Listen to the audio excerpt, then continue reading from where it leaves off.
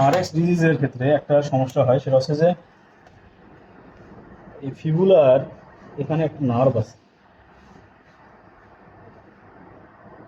Marek's ডিজিজের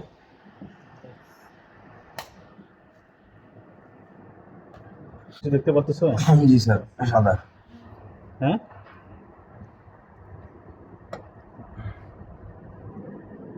whitish colour. একটু remove করো।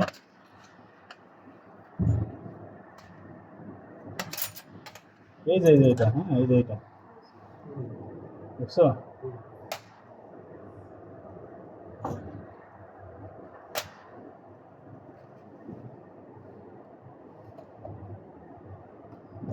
এটাকে বলা হয় সায়াটিক নার্ভ।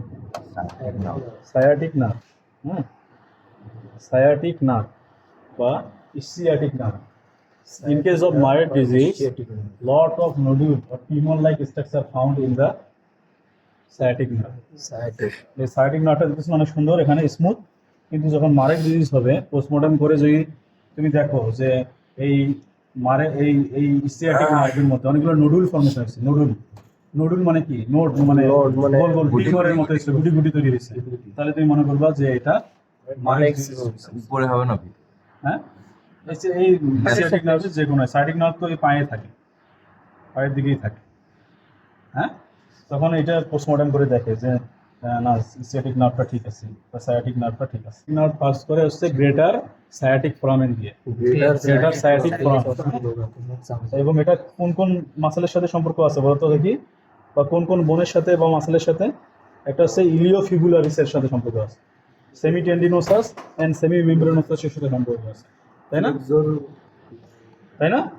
এই তিনটা মাসেলের সাথে সম্পর্ক আছে না? এই যে এদিক দিয়ে আসছে যেহেতু, আর এখানে তো এই মাসেলগুলো আছে, এই যে সেমি টেন্ডিনোসাস, সেমি মেমব্রেনোসাস, আর এই পাশে হচ্ছে ফিবুলারিস। এই এদিক দিয়ে ভিতরে ঢুকে গেছে, এদিক দিয়ে ভিতরে ঢুকে গেছে, যেটা তুমি এই এদিকে কাটলেই বুঝতে পারবে, এইদিকে কাটলে ভিতরে পাওয়া যাবে।